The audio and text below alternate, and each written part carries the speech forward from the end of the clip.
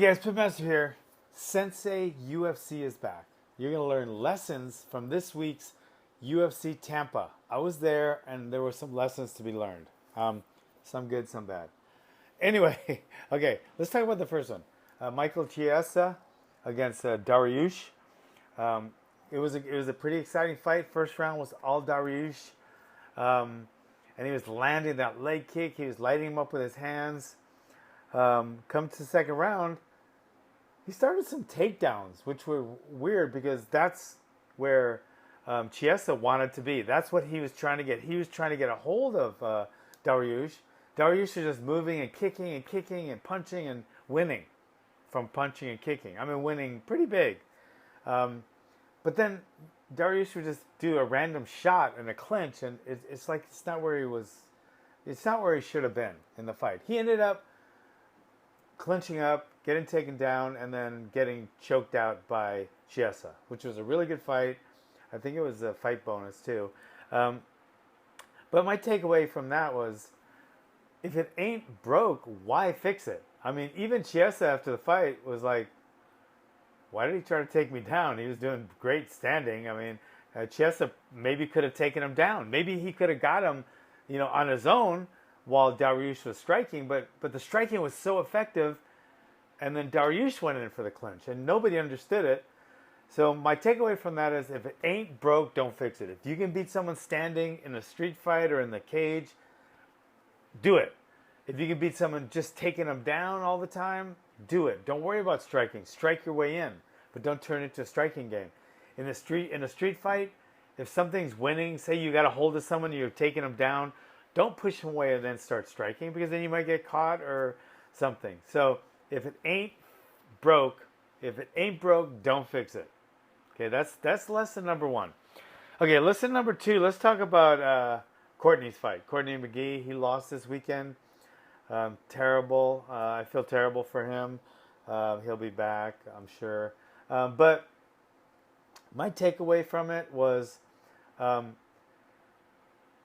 you need to have a plan and stick to it. If you don't have a plan and stick to your plan, then you're playing into your opponent's plan, and you're going to be part of his.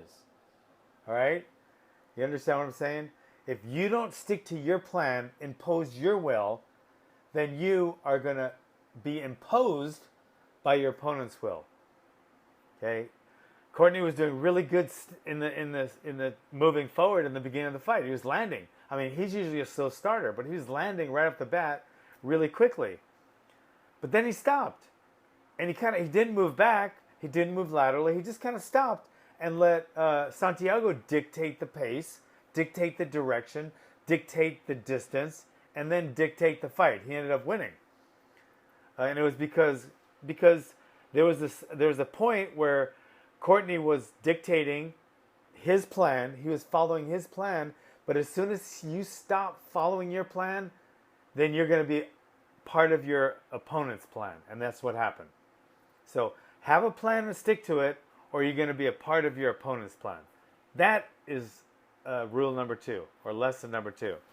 Number three, let's talk about Glover Teixeira in the main event against Rashad Evans. It just makes sense, because when you throw a right hand or a left hand for a southpaw, you're kind of off balance and you come back to your regular stance. But it always makes sense to me to come back with the hook, because then you're right back to your stance, your ready stance. And many times, a good percent of the time, when you come back with that left hook, that's the one that's going to land, because your right hand is farther away. It's more telegraphing, and your opponent can usually see it because it's farther away. And then the left hook comes right back. A lot of times that'll catch.